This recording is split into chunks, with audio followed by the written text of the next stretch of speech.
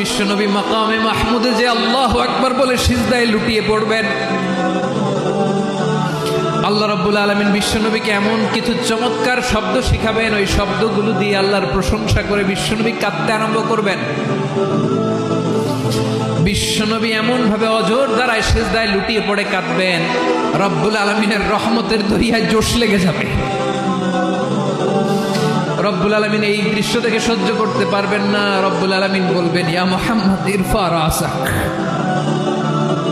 ও নবী আপনি মাথা তোলেন,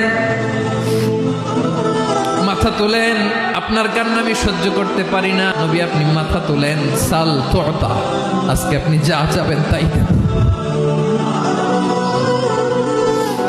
নবী আপনি সিজদা থেকে মাথা তুলেন, সাল তুতা, যা চাবেন তাই দেব। ওয়াশফা তুশাফা, যার জন্য সুপারিশ করবেন তার সুপারিশ